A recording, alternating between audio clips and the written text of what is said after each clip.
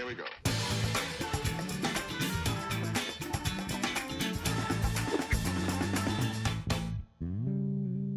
Hello and welcome to Set Talks, the podcast that helps you navigate and connect with the Colorado film scene. On this episode, we're joined by two incredible storytellers from one of Colorado's most enduring and impactful documentary production companies, Havey Pro Cinema. Founded in 1979 by Jim Havey, Havey Pro has built a legacy of emotionally rich, socially conscious films that inspire audiences to act. Their work has aired on television, appeared in theaters, streamed online, and even played on flights across the globe. Joining us today are Nathan Havey, son of founder Jim Havey, and Matt Sandoval, a writer, producer, and post-production coordinator at Havey Pro.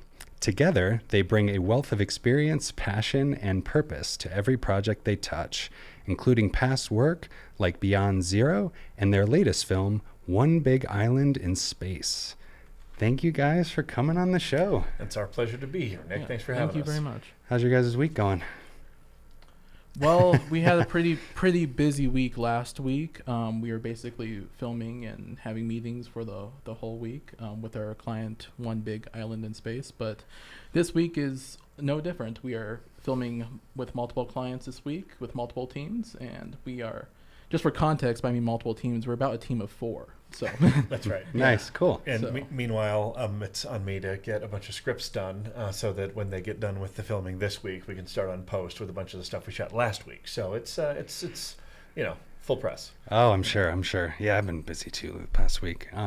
Well, yeah, for those that don't know, I mean, and Havey's been around since 1979 in Colorado. That's amazing. Can you just kind of walk me through the company's origin and how your dad, Jim Havey, kind of laid the foundation for what you guys are doing today? Yeah, totally. So my dad founded the company in '79. He had escaped from a strict Catholic upbringing in Chicago, and he had the scars to prove it. He got a job. I can relate to that. I went to Catholic school. Yep. So he came out here and got a job as a probation officer, interestingly. And I think what attracted him to it was that he'd seen, from his own experience and that of his friends, the things that get in the way of people's potential.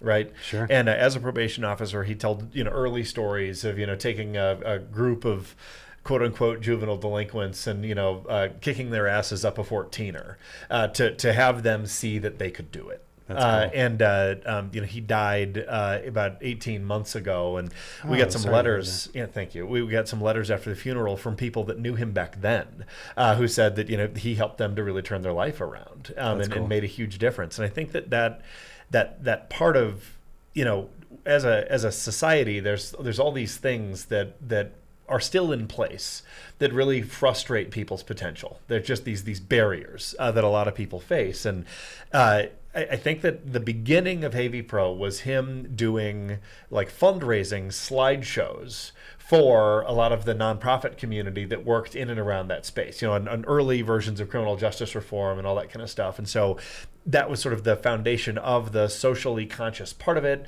And it was always about more than just entertainment. Always about more than just information, right? They do inform, they do entertain, but really it's about moving people to act. And so from the very beginning, that's what it was about. And that's kind of the foundation that we're still building on. That's awesome. Well, yeah. And I mean, just like, and a picture says 1,000 words, right? So, can you talk a little bit about that? Just because you guys specialize in documentaries and working with brands,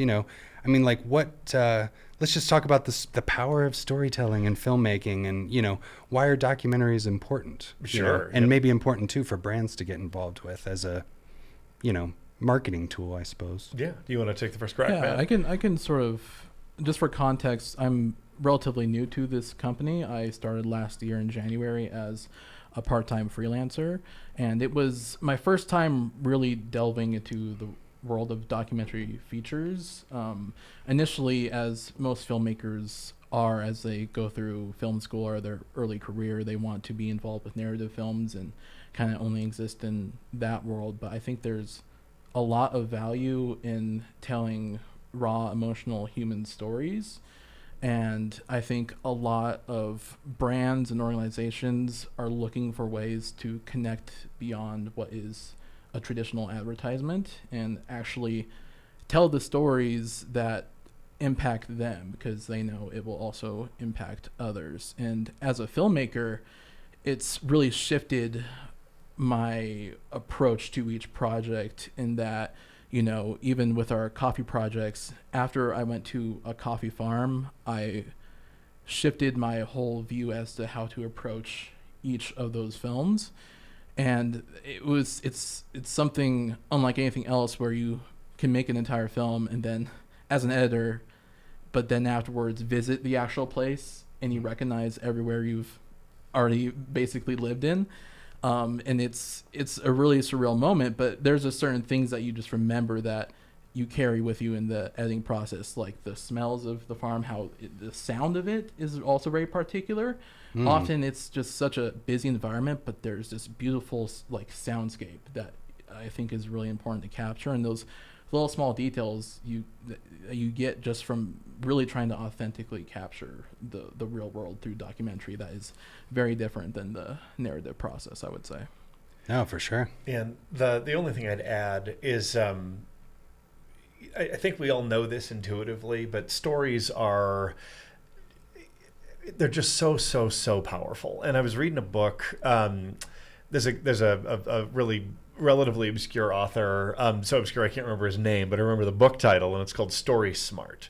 And okay, I'll link to it in the description. It's really good. But he has done a whole bunch of different research, and in a different publication, he kind of traces this argument that if you look at sort of the different forms of human communication, right? Logical argument, essay, prose, those kinds of things. All of that is sort of dates from the written word, and so that's 5-ish thousand years ago, give or take 1,000 years. But humanity is like 100,000 years old, and the way that we communicated, the way that we passed knowledge down, the way we shared what's important, the way we ought to live, all of that for 90% of the time that we've been on the planet, 95% of the time we've been on the planet, was storytelling. Absolutely. Right? And it obviously, it's around the campfire kinds of stuff for forever, but we are so wired, cognitively speaking, to understand our place in the world and what we should be doing through story. Totally. It really is the language that still totally dominates the world. And if you're not good at using it, you're leaving a lot on the table. No, I agree. I went to South by Southwest this year, and that was the big thing that a lot of people were talking about, is like, even just like from a marketing perspective, is like stories. People sharing stories is the best form of marketing, is essentially what people were saying, especially now with YouTube growing the way it is and kind of competing with Hollywood, is what a lot of people are kind of saying as far as eyeballs and stuff. Like, that's kind of your best foot forward, is like telling a good story. And for me, I told you guys this, I work at this construction company, and I do all their videos. And yeah, it's like that is the culture of construction. Contractors and different people in construction telling each other about their project and what they dealt with, and basically telling each other stories. So yeah, no, I agree, man, totally. And I think, like, in the advertising world, everybody knows that word of mouth is the most powerful thing there is, right? But I don't know that we've connected that to it is stories. Like, what word of mouth looks like as it passes from one person to another is the story of the experience they had with the thing, right? Totally. And so it is story. It's all story. Absolutely. Well, you just directed your first feature, or are in the middle of directing it? I directed it. We finished it in 2020. Okay. And so relatively recent, but yeah. That's cool. Well, yeah, man, can you talk about that? I mean, like, any kind of major takeaways, any advice for other filmmakers, like gearing up to maybe direct their first documentary? Like, just tell me about the experience. Totally. And the film that you made. Yeah, no, of course. So I didn't know that I was going to do it, first of all. So I didn't wake up and be like, okay, I want to go direct this movie now. What my background is actually not in film, other than I come from a filmmaking family, right? Okay. I went a different direction through politics and then through corporate consulting, but there was this story. And it's the story of a company that's based in Atlanta, and we'll get into the actual particulars of the story in a minute. But it was the most powerful sort of transformation story that I'd ever heard. And I used it for a decade in my consulting, but at that point I would just be telling it, and I'd be asking people to read a book or an article, for them to kind of experience the thing. And I kept getting really frustrated that even people that really should know this one don't know it. And it's because there had been previous attempts to tell it on film, but I don't know that anybody nailed it. Mm-hmm. And so I'd never done it before, but I knew that I had a team that I could talk to about getting the thing done. And I just said, I would love to try this. What would you think? And they were like, well, if you can raise the money for it and we can, get all the permissions and everything, then sure. And I did, because I had corporate contacts. I was able to get some seed funding. We did a trailer. I was able to get the investors off the trailer, and we did it. But the storytelling aspect of this is that the thing that I saw that I loved about it is that it really is like a Joseph Campbell hero's journey. Okay.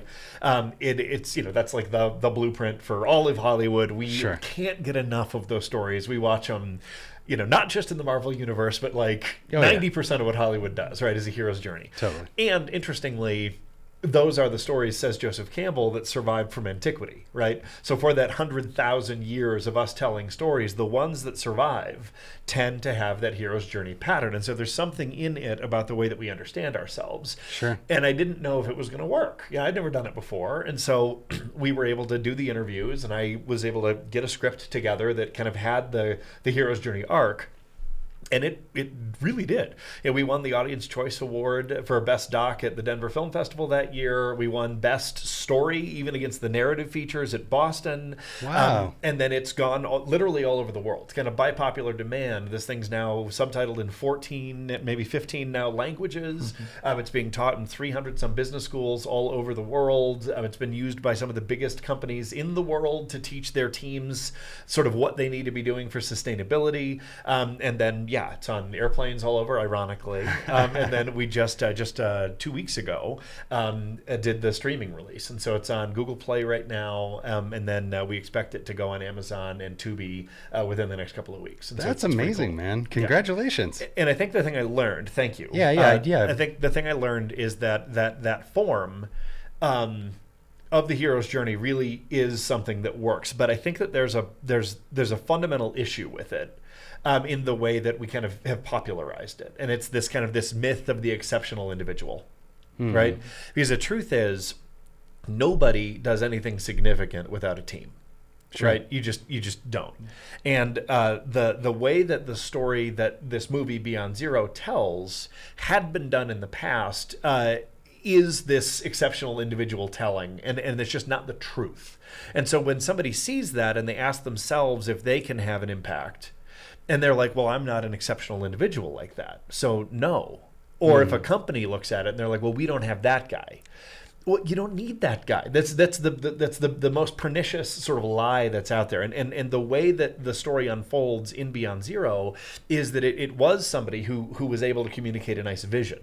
But the way that the change actually occurred was everybody sort of taking what was theirs to do and doing it. And the way that they said it in that film is called "Brighten the Corner Where You Are." Right? It's a religious reference, but it is kind of what there is. And I think that that's really important, not just in the way that you tell stories, but in the way that we all live our lives, the way that we choose what it is we're supposed to be focused on and what we're going to spend our time doing. This notion that we just need to find the thing that's ours to do, and we need to go do that. Right. And that then the team will form.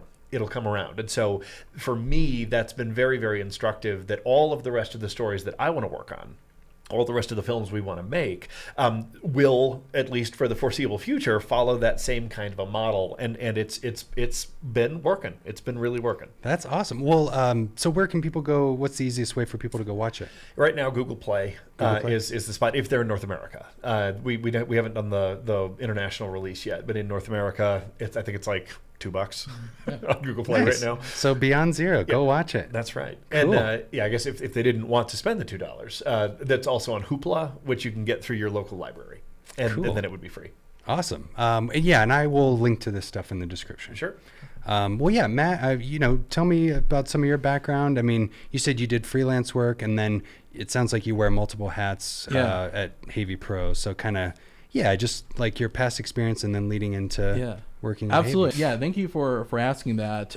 For a bit of context, I'm 24 years old, and I went to the Carl Film School, and I entered it after originally not wanting to work in film, to be entirely transparent. I had lots of ideas of what I wanted to do with my life, and film was always what I wanted to do, but I never thought of something that would be realistic. And that's just, things like my background, being told I can't do this, and this by overall society. It's sort of made me feel disenfranchised at a young age rather than hopeful, which, I see a lot of people in film school the opposite end, where they think they're going to be the next Spielberg or whoever. I was more like, I don't know if this is going to really work out. But what I found most valuable in the experience was figuring out how to build community and how to tell a story. And that carried me through beyond any technical skills I know. Like, I think people who know me don't really know me as a technician in the filmmaking sense of the word, but they do know me, for example, starting a diversity and inclusion group through my film school. They know me for giving script notes specifically about, is this promoting diversity, inclusion, equity? Is this helping the community? Is the crew I'm building equitable? Like, those are the type of questions I get, and I personally love that because it shifts the conversation to like, how do I make this project for me versus like, how do I help build this overall community? And that's what helped me grow as a freelancer as well, was sort of maintaining that between like all the agencies I worked with prior. But what drew me to Havey Pro Cinema specifically was their like specific goal to change the world through their films. And purpose-driven filmmaking is something that I'm very passionate about, and it's something that Havey Pro Cinema always harkens back to. That's sort of our guiding light, and we approach it through different themes, project to project. But if you watch any of our films, you can immediately see that there is a specific purpose as to why we made this film. We're not just an agency that makes stuff for the sake of making stuff for ourselves. And that's what drew me to it as both a freelancer and someone who, watched a lot of the films prior to me being hired. And it really painted a picture of like, okay, this is how I need to approach these projects as well. And that's something that just is really refreshing to see out of an agency, especially working, a smaller agency like ourselves, where, we both have to think purpose-driven, but also logistically, we're a very small team who has to wear all these sort of hats. So, Sure. Yeah, and on that note, logistically, I mean, do you get involved in cinematography, editing, production coordinator, or all of the above? In many ways, all of the above. Like most filmmakers, like I started when I was 15, like filming my family members' weddings. Yeah. And that's the type of situation where I'm filming, producing, editing. Oftentimes I was at 15, like hiring my friends and then making sure they got paid and stuff like that. And I'm just a kid trying to do it, So technically I have 10 years of experience, but like way less experience being an adult. So it's kind of like it's more a human learning experience in my case, where I'm learning to communicate with people of different cultures and like different types of people from very different types of businesses all around the globe. And that's something I never thought I would be afforded the opportunity as a filmmaker, especially as someone who, growing up, like for example, I really sincerely considered dropping out of high school not that long ago, relatively, like 7 years ago, 7 8 years ago. And to see what I've been able to accomplish in the relative short time since then, like really gives me hope that, people that look like me, who come from a similar background, will have opportunities like this to tell important stories. Sure. So that's sort of the driver that keeps me going. I know I didn't really go into specifically the world's aspect, but just for context, I started as an assistant editor, which involves logging what is often tens of hours of footage, if not hundreds of hours of footage. Sure. If not, eventually I think we haven't calculated that, we're working on it, maybe thousands of hours. and then making sure that it is labeled appropriately so it can be used by the editor. And over time, we were afforded more and more client work, moving from not just doing the feature films, but also content for YouTube. Sure. And then there was a need to have additional editing, lead editing, that is. And I had experience as a social media editor, like making TikToks, Instagram Reels, as well as, I went to school as a writer-director. So I had a pretty well-rounded background. But what I liked about editing documentaries is it really does feel like an editor's medium.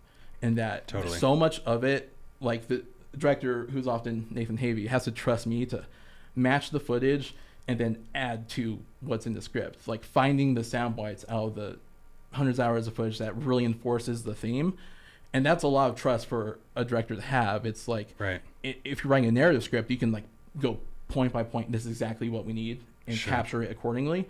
In documentary, you kind of just like have to go with what happens and then find the story through it. And a lot of that comes with collaboration from the director and the editor in a really sort of unique way. Sure. That's sort of where I'm at now, is contributing as a lead editor and helping with the general like production coordination, making sure that we're giving enough time to have all of the filming and allowing us enough time to have the post-production, because we all bounce between the both of the two. Mm-hmm. And that takes up most of my time. But overall, I would say I'm a support system for the main pillars who are currently there, and I try to add through my voice through editing just my unique experiences, That's cool. So yeah. No, I love that part of it. I edited a lot of documentary style stuff for my corporate job. And I think it's fun. It's like a puzzle, like hacking it down. If you've got 10 minutes of usable out of your selects reel of a certain topic, but it's like, okay, you got to whittle that down to 3 minutes.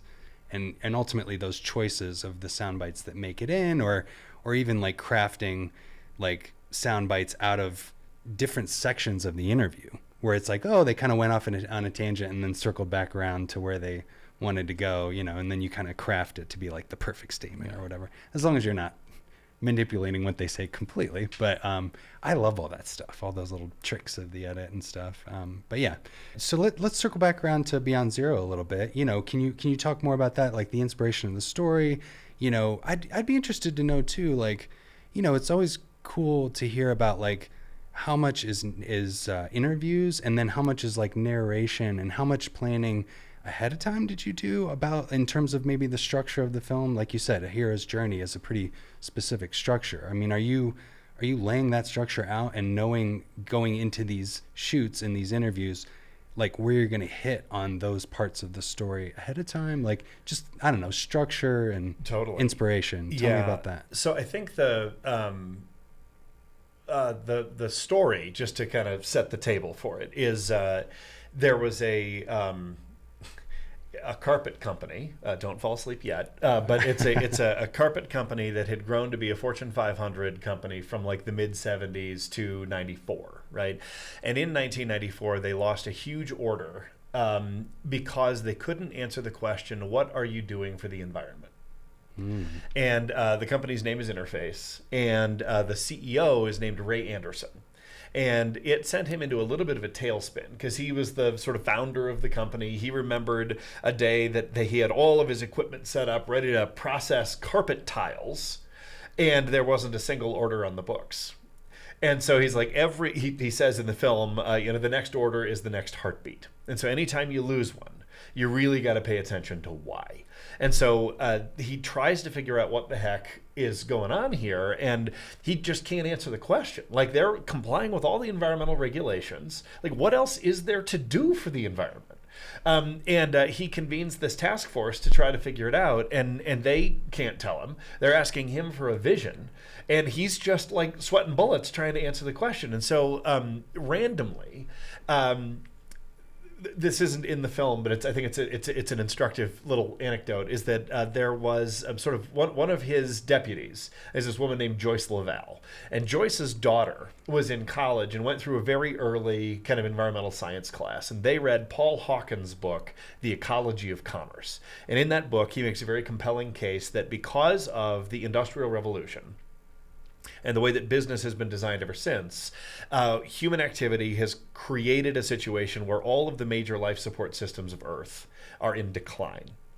And if we don't fix it, we're going to reach a moment of overshoot and system collapse. And he illustrates that through this anecdote of this happenstantial thing that happened with a bunch of caribou on St. Matthew Island, which is part of the Aleutian chain. And so it's this like super remote place. In the Cold War, they stationed a couple of Coast Guard guys there, some Navy guys, and there was no way for them to like reliably get resupplied. So they put like 4 or 5 caribou on the island, and if it was bad weather or whatever, they could just go shoot one of them and have dinner and survive.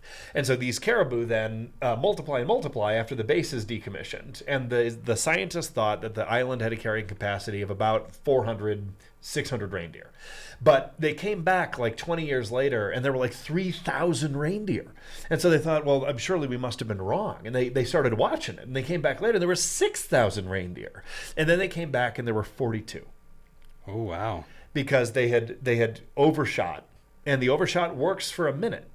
But then eventually the collapse comes. And Paul Hawken uses this as an example of what we're doing to Earth. Yeah. Right? And so that book gets from Joyce's daughter, who says, Mom, you're working in one of the companies that is the problem. You need to get this to the highest person you can get it to, right? And Joyce is like, all right, college daughter, I guess. And so she puts it on Ray's desk, not knowing what Ray was going through, right?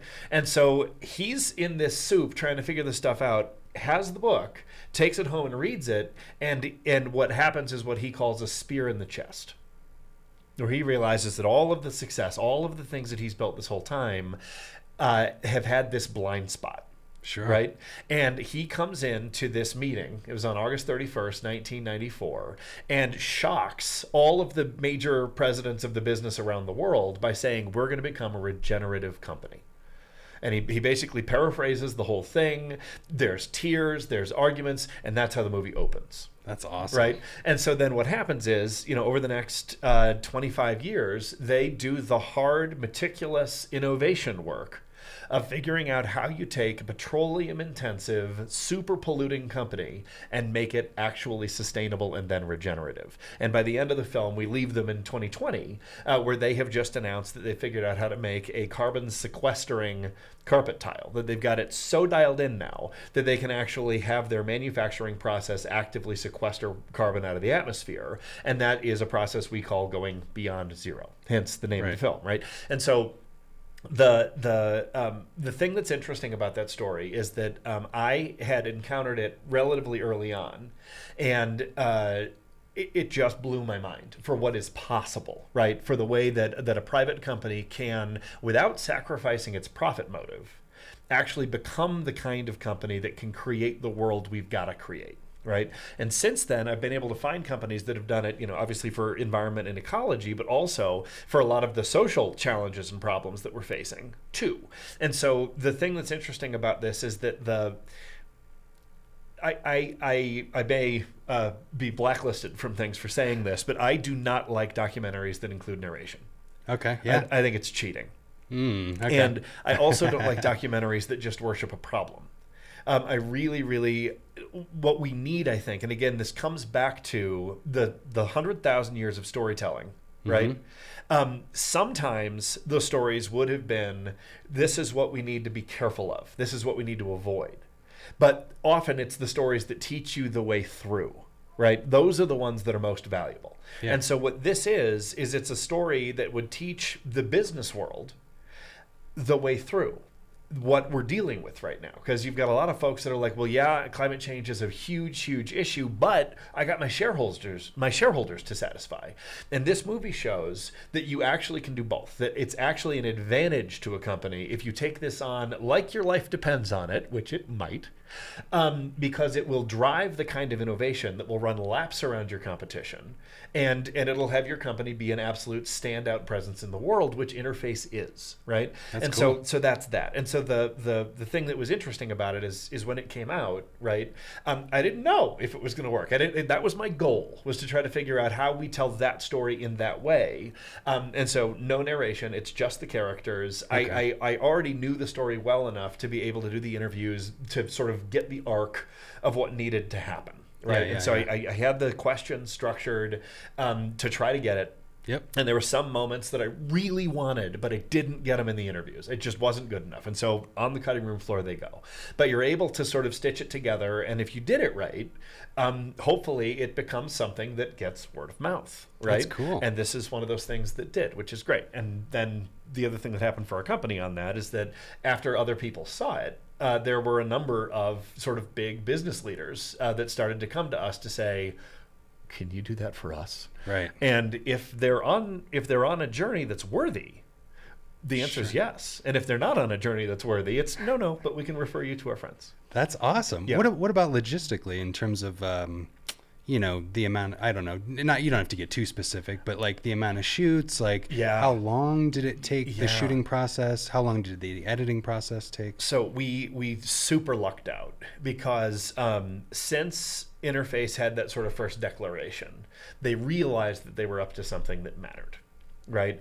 And they decided to hire a film company out of Atlanta. They're called Magic Wig. They're still in business, and they're phenomenal. But Magic Wig was hired to document everything. Okay. And so they shot all of the annual meetings. They shot, all kinds of other stuff with Ray Anderson doing stuff. They shot, promos and speeches and all kinds of things. And we had that archive. And Interface was willing to let us have the archive, unfettered access, at no cost. But I didn't ask them for a dime either. And so it was a good trade. Okay. And so it was, what Matt's talking about, where you're just digging, and Matt wasn't around for this one. So I dug through the archive for months and months and months to be able to find the sort of illustrative things. And so for us, we actually did the thing in 2 shoots. And it was like 2 long days with 4 or 5 interview subjects each day, and then 1 additional day to just get a whole bunch of factory B-roll. Because it's really fascinating visually the way that this carpet tile stuff is made. Okay. And then that's what we did. And That's so badass. that's all it took. Hell yeah. Cool, Yeah. man. Yeah. Okay, so you kind of had a bunch of B-roll to work with and sound bites and all kinds of stuff. Hours of stuff. And then you went in to kind of do your specific interviews that kind of told the story that you wanted to tell. Correct. And then weaved it all together. That's awesome. That was cool. it. That was it. Hell yeah. What about the editing process? Like, how long did that take? Similar. Once we had the interviews, the way that our process works is generally we'll do the primary interviews, we'll get those scripts transcribed, and then whoever's writing, directing, and in this case it was me for both of those roles, you just go through it and try to, it's the same process you were just articulating, right? It's you find the sound bites that work, that advance the narrative. Right. And if you don't have a narrator, it's harder, Sure. but it's so much more compelling because you just have the characters telling their story, right? Totally. And so then, there were certain moments where you'd have 3 people that were in the room for the same thing. And so you're interviewing all 3 of them about it. And so then you can cut back and forth. So it's almost conversational in the way that they tell the story. And there's some really nice moments in the movie that did that. Mm-hmm. But yeah, it was, so once that, and that was, 3 months or something of really going back through it and making sure we had it. And then there's sort of the first assembly of everything.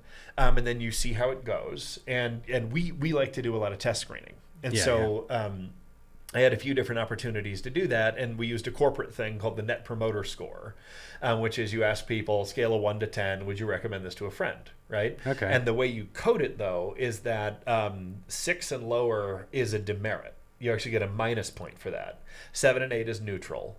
9 and 10 is a plus. And so then you take basically the score divided by the number of people who responded, and that's your score, right? Sure. And we kept it, I think our first one was a 70, which is, by corporate terms, that's phenomenal. Sure. But by movie terms, maybe not enough. Okay. And we kept working it until we got to about an 89. And then we decided to submit for festivals. That's awesome. I love the process because I don't know. I've talked to a handful of documentary filmmakers and like been to panels at South by Southwest and stuff, and they'll sit there and be like, and you hear them talk about like, which nothing against this style of a documentary, but where they're like, oh, it'll take 7 or 8 years, and I'm just sitting there because I do short documentaries for my company as like corporate 5 to 10 minute videos sometimes, and it's like I go in with a very specific goal of what we're going to talk about. For the most part, I know how I'm going to structure it even afterwards, like going into the interview. So like the idea of it taking 7 years for me, I was just like, really? Like, you know, I don't want to be mean, but that sounds like poor planning to me. But I think there's something to be said though for like day in the life, like just spending the time to find the story. And I get that. And you're not going to, you know, necessarily achieve that going into it if it's only going to take about a year or whatever.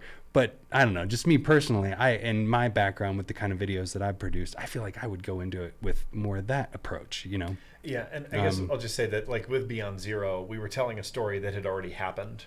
Right. So right. And so you can kind of do that because you know what it is. But there's another project we're working on right now it's a movie about worker ownership, and we were brought in to deliberately follow a journey from inception all the way through conclusion, and we're in year 4 of that right now, and you know, economic conditions are such that what we thought was going to be the ending this year is not. So I think we're on for another couple before we can move into post on this thing, because the arc is, you know, essentially there's this new movement that's happening in a lot of the private equity world. Oddly, like I would not normally look to them as a place of like social consciousness, but there's a really cool thing where they're trying to. There's this company called KKR that has a pretty brutal, bare knuckles kind of a reputation, but the guy that's their head of global private equity right now is actually leading this major thing to try to enfranchise as many hourly workers as possible throughout their entire portfolio. And like if he has his way, it would have the effect of creating something between like 20 and $100 billion in new wealth for the American middle class by the end of this decade, right? Oh, wow. And so we got brought in by him to kind of come with this company that just got acquired, just transitioned to this form of broad-based worker ownership. And we're following it to see what happens. And to be frank, they're not doing it to be like do-gooders. They're doing it because you make more money.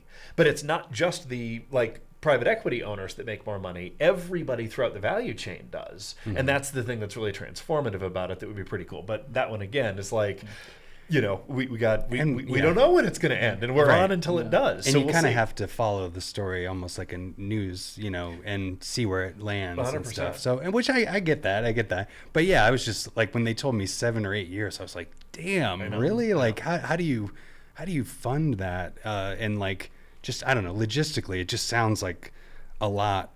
Totally. But and anyway. you know, for us, it's like, you know, we do a shoot about once a quarter. To go check in with some of the different characters that we're following, and then, you know, we lucked out on funding that we knew it was going to be a 5-year thing, and we signed a contract that had the funds in it for that, and now we're going to have to renegotiate to see what the next 2 years look like, but that's where we're at. That's cool. Yeah. Well, yeah. So as far as like current projects, you've got One Big Island in Space, which I watched some of the shorts, the coffee behind the coffee curtain. Those were hilarious. And I just thought that was an excellent brand kind of thing. And just on that, I think this is a really good example to kind of showcase working with a brand, like on a featured doc, but then you're also producing a bunch of short pieces of content and different forms of, I don't know, content, whether it's like the 2 to 3 minutes for those coffee talks versus like 10 minutes versus a full-length feature. You know, can you tell me what that film is about? And then just that dynamic of kind of striking that chord with a brand to work with them to help produce the documentary, but also kind of be producing like a bunch of content for their YouTube channel and that sort of thing. Because I'm secretly trying to do that at my company. So I'm very curious about how the approach to selling a company on that and finding the story. Yeah, Matt, do you want to just set the table for what One Big Island of Space is? Yeah, so effectively it's a multi-year, multi-project collaboration and partnership. And we work very closely with Bob and Michelle Fish, who are sort of the heads of One Big Island in Space. And their goal is to change how consumers buy their coffee and to change the coffee industry. Because right now, like, the economics of it, you probably are better at speaking at, are very unfair, and coffee farmers are not getting their fair share of profit. Now, most of the world doesn't know that. In fact, this morning I was talking to a barista at this coffee shop, and I was like, where do you get your coffee? And she's like, oh, Portland. I'm like, no, but like, where do you get your coffee? She's like, what? Like, what coffee farm? Like, what country? She's like, I have no idea. Right. He's like, well, we sell bags from like Bolivia, Peru, but I don't know what's in your cup. And like, the reality is, like, what's most likely in your cup, especially if it's at a major chain, is the tears of children, child labor, things like that. I mean, that's just the reality of it. So it's like, well, how do you fundamentally change that entire like process of making coffee? Sure. And what you do to start is you find farmers who are already doing the right thing for their communities, for people, and the environment. And what, it takes visiting hundreds of coffee farms before you find the one sort of needle in the haystack who is doing the right thing. But once you have that person, the goal is that you have a partnership for life. And then you can tell the stories of the people already doing the right thing, and then that will inspire other farmers. It'll inspire the communities to see how this stuff is really ran and how it's supposed to be done. Because there's already case studies of it working, and working to the benefit of not just, shareholders. It's working for the benefit of the communities of the farmers themselves. And there's a version of this where everyone can gain from it. It just requires us to fundamentally rethink what goes into making a cup of coffee. Sure. So, as filmmakers, that's a very wide, overarching concept to approach. Sure. So what do? We have projects, multiple feature films, telling the stories of each farm. But on top of that, Michelle Fish writes blog posts for her website called One Big Island in Space. And each blog post is becoming an episode of a web series called Field Notes. And with Field Notes is you see in a much shorter form directly individual sort of vignettes. Like each episode, one may take place, a couple months ago, one may take place in 2022. They're fairly standalone. You can enter at any point, and you see different stories, like an episode from Sierra Leone, episodes from Mexico, and even an episode coming up where it's coffee farmers from Mexico coming to the U.S. Mm-hmm. And you see these different angles and approaches to trying to achieve the same goal. Sure. And if you tell this, like the stories of the people and how they live their lives, it puts a name, a face, and a place on every cup of coffee, which is something that we've not really seen before. And this is a coffee company. Mm-hmm. Yeah, I'm just curious, like, because it's like you're approaching a brand and you want to, and you guys are about advocacy and getting people to act and whatnot from a documentary storytelling perspective, but that conversation with the brand, because it's like they don't want to negatively affect their brand, so it's like striking that chord with highlighting the brand, or at least showing some of their value proposition and company culture, but also telling a good story that is going to make an impact. Like, what do those conversations look like with the client?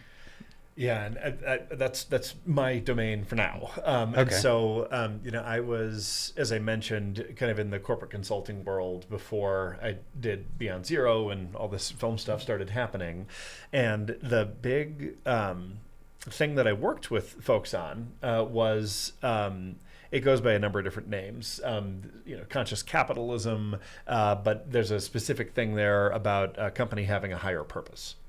And I had the good fortune to meet Mike McFall, who is the co-founder of Big B Coffee, which is a 435 unit chain that's across 13 states in the Midwest and some in the South. We don't have them out here in Colorado in the West, but Mike and Bob are the partners that founded Big B Coffee, and so Bob and Michelle have sort of taken this One Big Island in Space thing. But if you rewind the clock back to 2014, 2015, interestingly, I was on a camping trip where I met Mike, and I told him the interface story.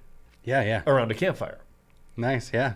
And it captured his imagination. That's cool. And he, one thing led to another, and he really wanted to explore this notion of if a company could really get after something worthy, if they could really start to go after something that meant more than just making money and selling shit and satisfying customers, right, what would that look like for them?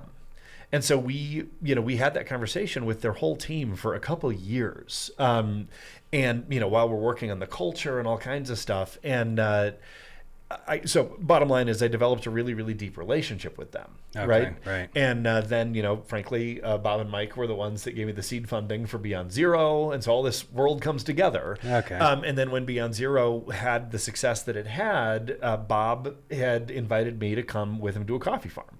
Because he's similar to Ray Anderson, right, that had the book on his desk. Right. Bob got invited to go visit a coffee farm in 2018. And so at that point, he and I think they were like 21 years old as a company.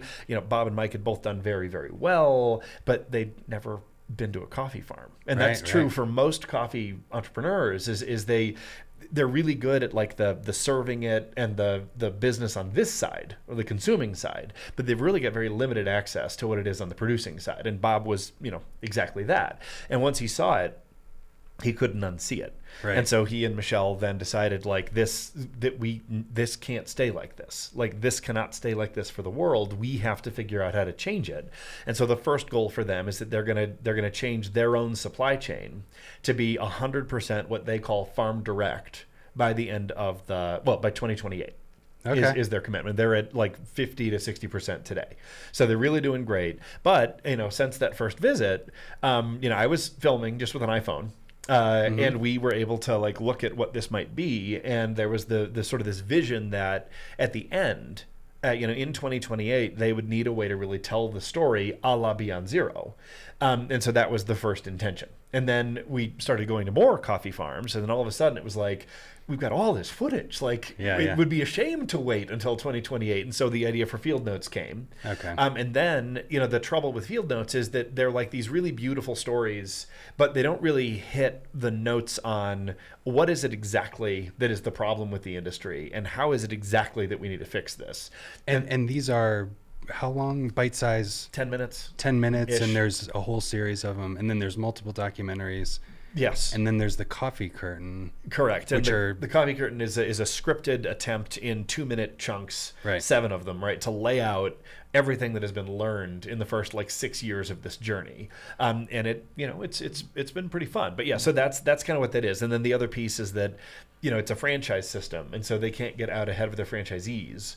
And so they've got to be kind of doing the storytelling at their big annual meeting to bring people along. And so the other thing that we produce is these like conference sizzle videos. Okay. The 3 or 4 of them a year for their big annual meeting that are these emotionally rich, kinds of things. And so, if you pull back from all of those different pieces and look at it, it's kind of what Matt said in the beginning of, we've got this client that is literally trying to change the way a global industry works, starting with their company and then expanding beyond that. And so the challenge is, the way people think about coffee is given by a certain story that they have about it. And that story is almost entirely caffeine, energy, maybe some nice tasting notes, latte art, the third space Starbucks coffee shop thing, right? It's like all of those stories are the things that we in the consuming world think about coffee. Right. And so what we're trying to do is figure out how you expand those stories now to include the well-being and the ecology of the way that coffee is produced in the developing world.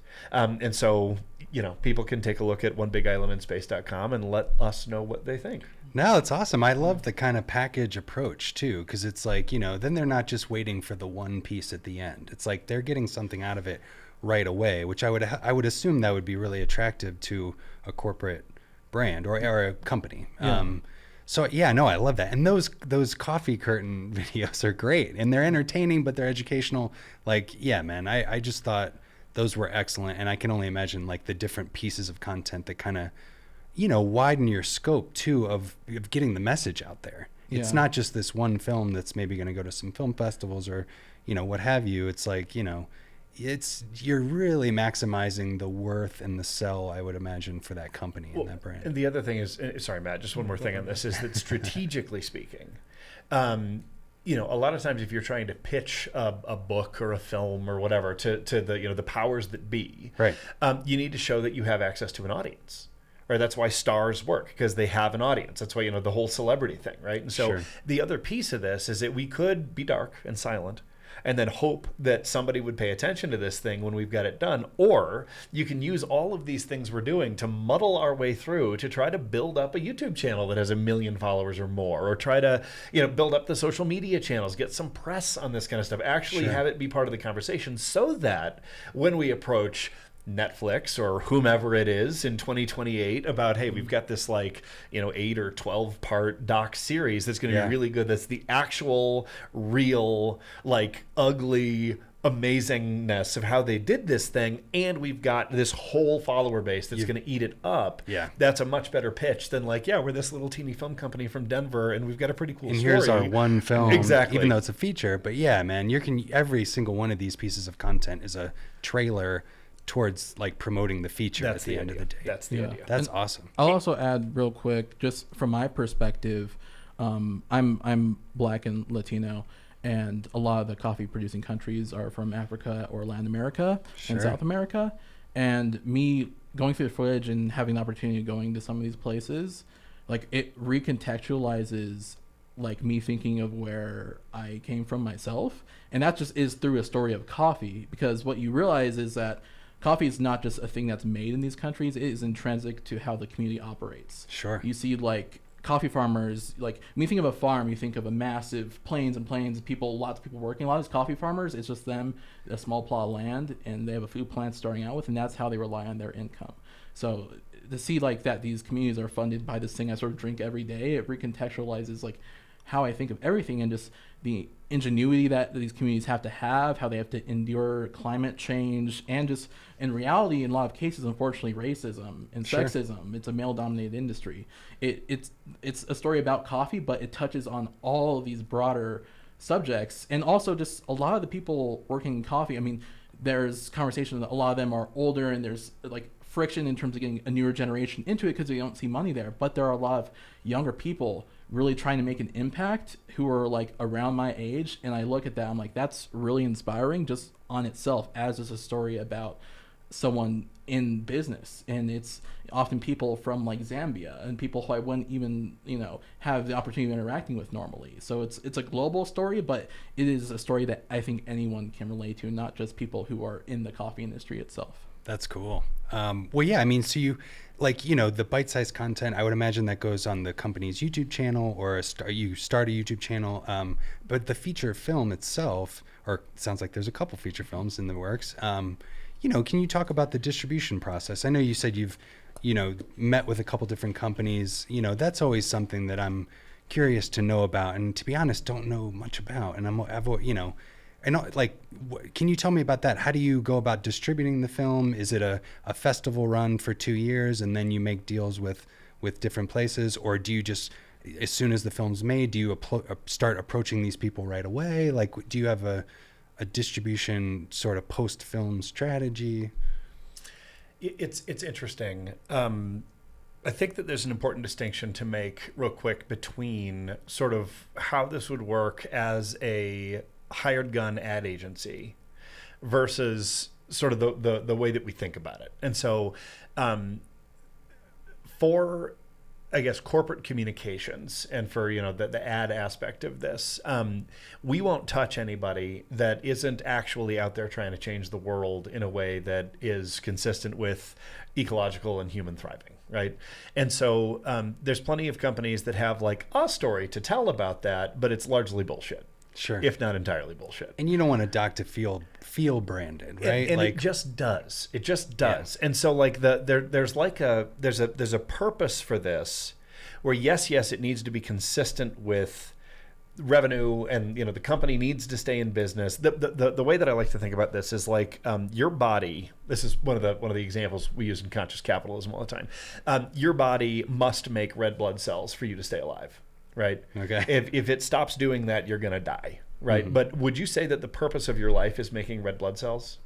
No. Hopefully it's something more than that. And so I guess subconsciously it should be, but companies must make profit to survive. Right. Right. But it's the same analogy. If that's the limitation of their ambition, I'm not interested. I'm just not interested, nor really should anybody else be, right? And it might not even be sellable at that point. If it feels like a commercial for a brand, I would imagine most distributors are going to go, no, this isn't the right thing. Of course not. And some distributors look at our stuff and say it's too commercial. I haven't been able to get Beyond Zero. Like, there's so many people in Hollywood that saw it and were like, this is phenomenal. And then when we got to the gatekeepers, it was, no, I'm sorry, it's a positive story about one company. I think we call that a commercial. I'm like, but it's so not. Anyway, so if you're starting from a place of what the purpose of the storytelling is to really advance a mission.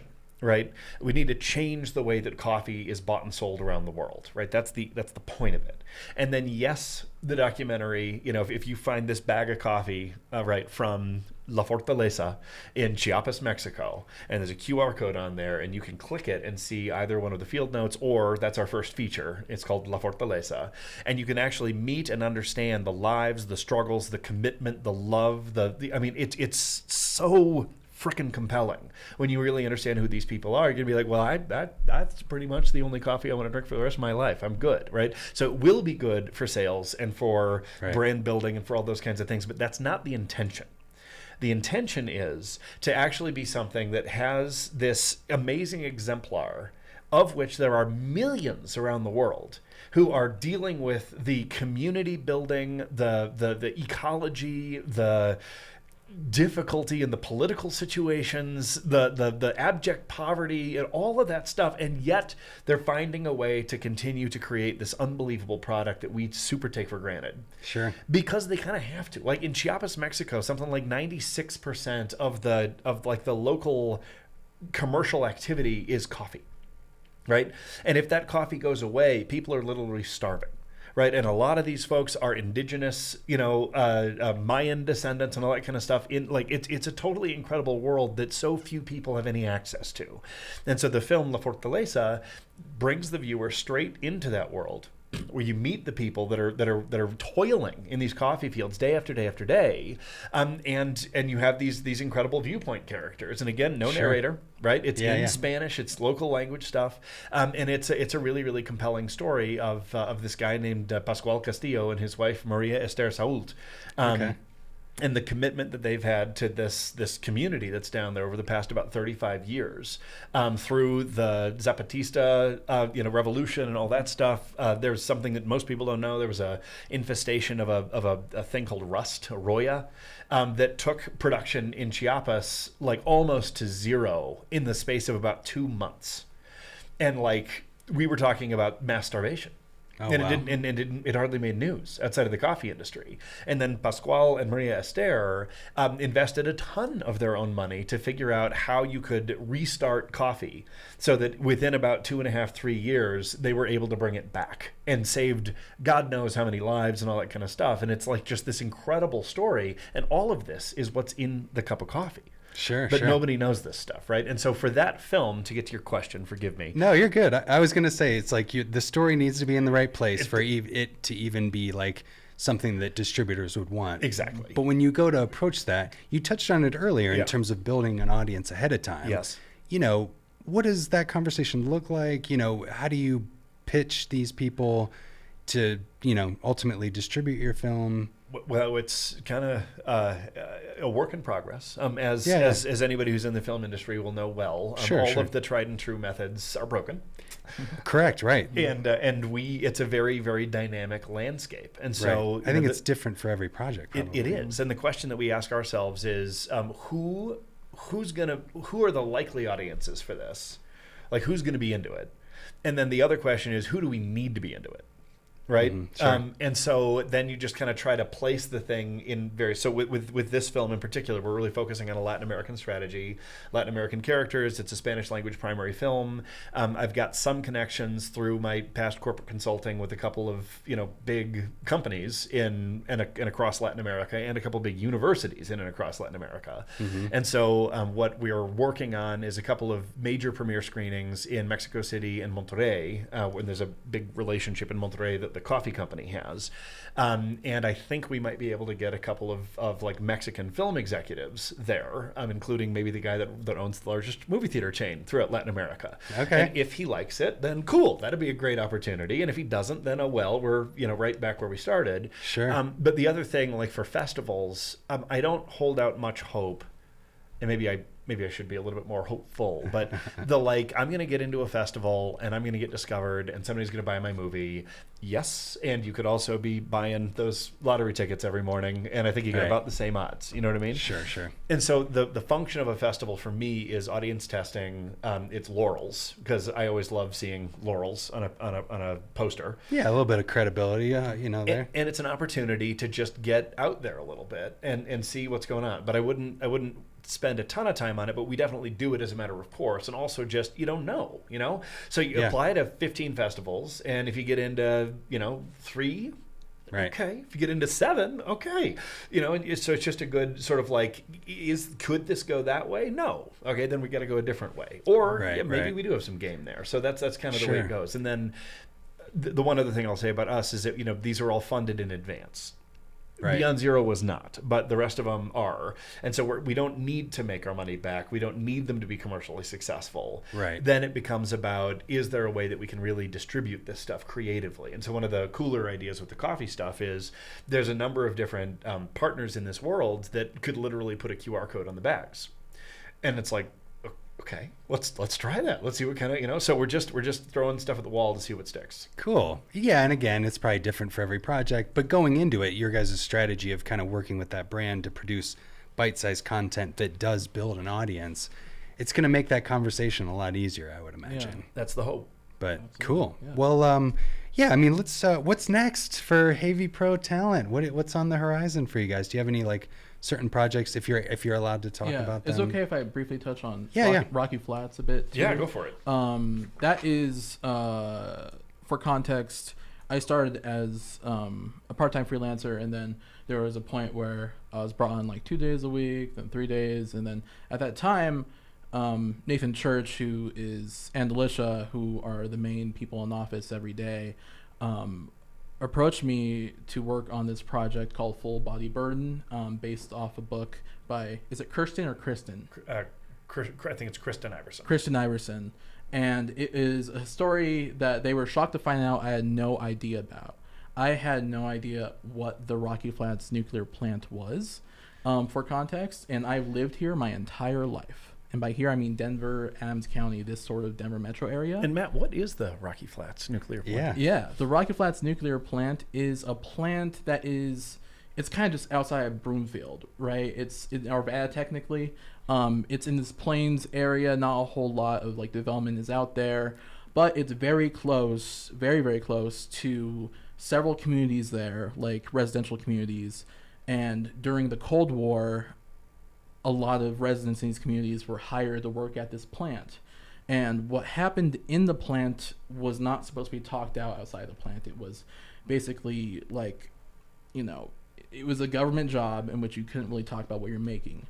But what you're making at the plant are nuclear reactors. You're making plutonium triggers for nuclear weapons. Plutonium triggers. Oh, wow. And then this is the 60s. So that was still at a point where we didn't quite understand what exactly we're making and how to protect workers as part of it, and the effects to the community in terms of climate, the soil, and basically these nuclear particles, they exist for tens of thousands of years, right? For hundreds of thousands of 250,000 year half-life. Yeah. Okay. And then I feel like I've heard of or looked into a lot of lakes and different things around Colorado, and there is maybe a weird history of nuclear stuff. Yeah. Where it's contaminants and shit. Exactly. But anyway, yeah. Yeah, and for context too, I played football in middle school at Stanley Lake, in those fields right by the plant. That's actually what I looked up. Yeah.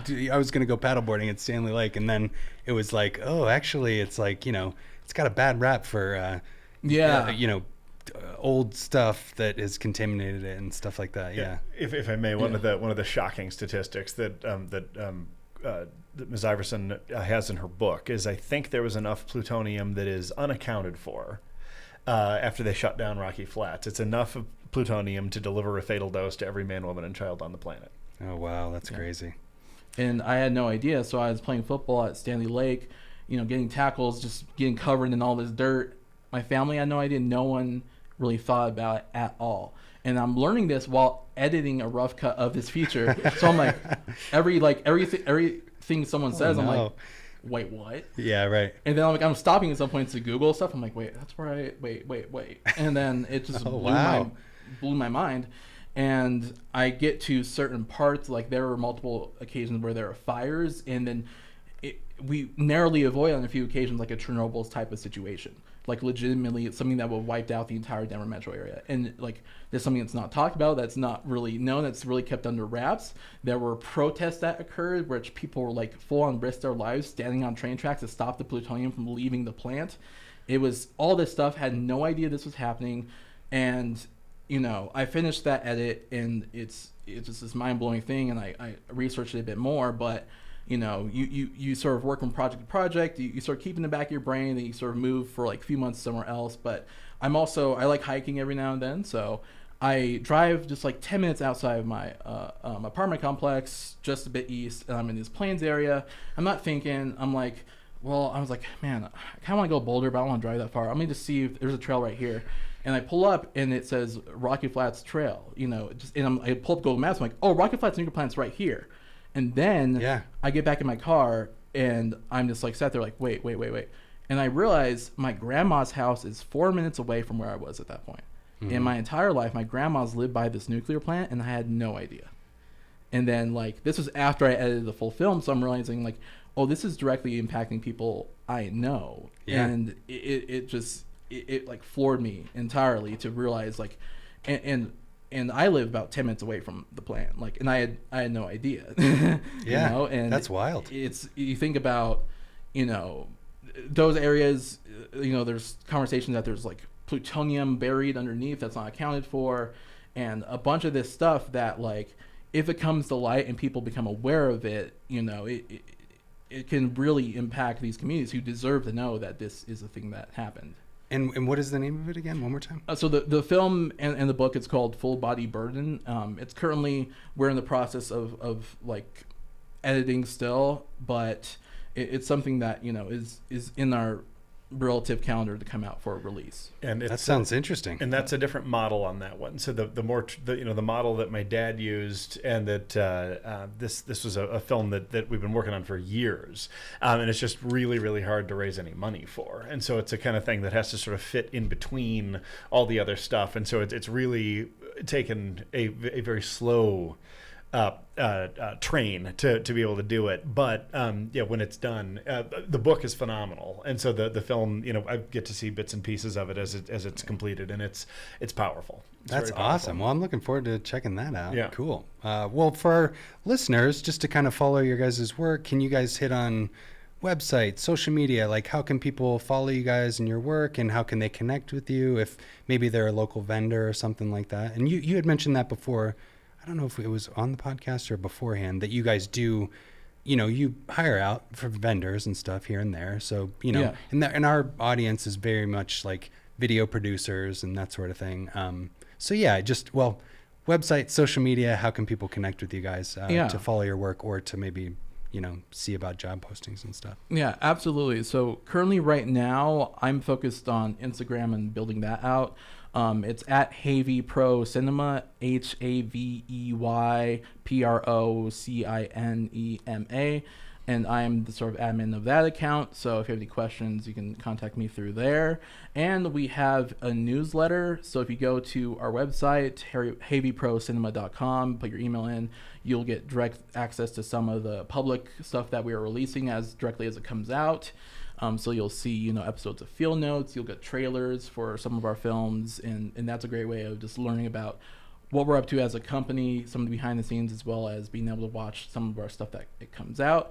And, there's been talks to do additional social content for some of our clients, and then that will be posted on the Instagram, and then developing, posting on LinkedIn, potentially a few other places. But that's sort of a new endeavor that I am sort of leading and trying to test the waters with.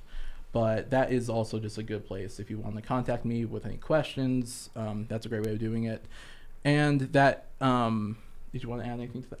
Nope. So yeah, that I would say, yeah, contact me. But you mentioned sort of connecting with the community. Like if there's anyone in the community who is wanting to do, you know, sorry, what am I trying to say? Just like purpose-driven films, and just have any questions about it. I'm always interested in seeing how other people approach, you know, stories, and I personally just love connecting with the community as a whole. I mean, that's sort of why we're here, is because I think there's value. You know, like we can have our sort of silos, but sometimes you have to come out of the silo and just interact, say hi every now and then, and totally. I think it's super important for that. And in terms of just general opportunities, you know, it's kind of hard to predict exactly how many things we make in a given year, but there's always a chance that we might end up having to take on more, and then at that point it'll sort of be publicly known if we need additional help on that end. But that's sort of something that, you know, the Havey Pro team, they brought me on just like one day a week, and it was, you know, about just overall just me learning about the stories they're trying to tell over a long period of time before I was given the opportunity to then like tackle them as an editor. You know, so it's something that, you know, we've very carefully like picking who we work with for that reason, because we're so purpose driven, and the films we make and our approach to filmmaking is very unique. And it's one of the cooler things about working here is that it's every day I'm just learning more about how the world and society operates, and that's kind of like something that a lot of people working in production companies don't have the opportunity to do.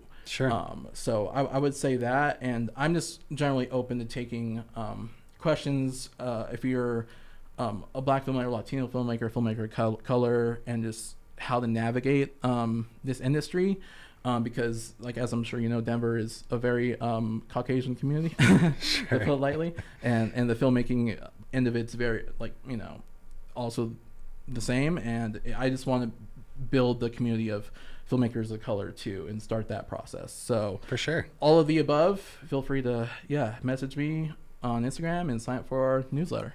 Awesome. Well, Matt, Nathan, thank you guys so much for coming on the show. I really appreciate it. I've really enjoyed talking to you. I gotta go. I am very excited to see this next film, as well as other content that you guys have made. So thank you so much for doing this. I really appreciate it. Yeah, our pleasure, Nick. Thanks for having us. Thank you so much. This is Set Talks, the podcast that helps you navigate and connect with the Colorado film scene. Thanks for tuning in.